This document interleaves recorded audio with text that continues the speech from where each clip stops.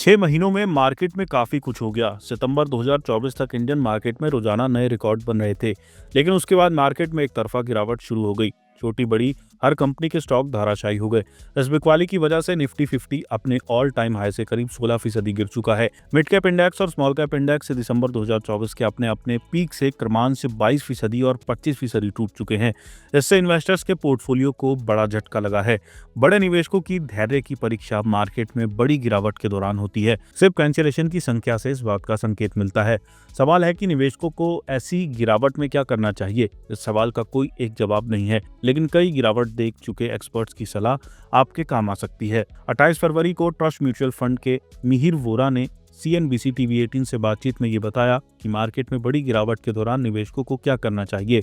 उन्होंने कहा, सबसे पहले आपका इन्वेस्टमेंट प्लान ठोस होना चाहिए और आपका एसेट एलोकेशन प्लान के मुताबिक होना चाहिए। ट्रेडर्स के लिए ये मुश्किल है, लेकिन जहां तक इन्वेस्टर्स की बात है तो जब तक वे अपने एसेट एलोकेशन पर फोकस बनाए रखते हैं, उन्हें परेशान होने की जरूरत नहीं है। उन्होंने रिस्क कंट्रोल के बारे में भी बताया, क्योंकि कुछ एसेट क्लास के साथ कुछ पाबंदियां होती हैं, जिसके हिसाब से एसेट एलोकेशन में बदलाव जरूरी हो जाता है। उन्होंने कहा, आपको उतार चढ़ाव से परेशान होने की जरूरत नहीं है। कई बार लोग इस उतार चढ़ाव की वजह से अपने इन्वेस्टमेंट प्लान में बदलाव कर देते हैं, लेकिन ऐसा करना ठीक नहीं है, क्योंकि उतार चढ़ाव तो मार्केट का स्वभाव है। आपको अनुशासन बनाए रखना है। उन्होंने कहा कि अगर कोई स्टॉक 50% गिरता है तो उसका मतलब है कि वे उतना सस्ता हो गया है। आप इस मौके का फायदा दो तरह से उठा सकते हैं।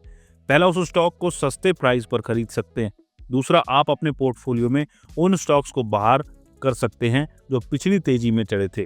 PSU स्टॉक्स में भी बड़ी गिरावट आई है। पिछले साल 1 अगस्त को अपने पीक से निफ्टी PSE इंडेक्स का मार्केट कैपिटलाइजेशन 25 लाख करोड़ रुपए घट चुका है। ज्यादातर PSU स्टॉक्स अपने ऑल टाइम हाई से 20 से 60% तक गिर चुके हैं। उन्होंने कहा, पोर्टफोलियो में सिर्फ कुछ डिफेंस स्टॉक्स हैं और उन पर हमारा भरोसा कायम है। वोरा का मानना है कि PSU के अलावा बैंक और NBFC पर दाव लगाया जा सकता है, क्योंकि 2 साल खराब प्रदर्शन के बाद उनमें तेजी की उम्मीद है। वैल्यूएशन और ग्रोथ की संभावनाओं के लिहाज से भी वे अट्रैक्टिव दिखते हैं। इस गिरावट के बावजूद कुछ ऐसे स्टॉक होंगे जिनसे इन्वेस्टर्स और फंड मैनेजर्स दूरी बनाए रखना चाहेंगे।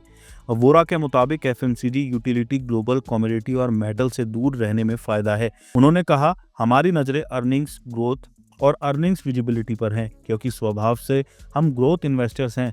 हमारा मानना है कि ये सेगमेंट ज्यादा साइकिल हैं या स्वभाव से कम ग्रोथ वाले हैं।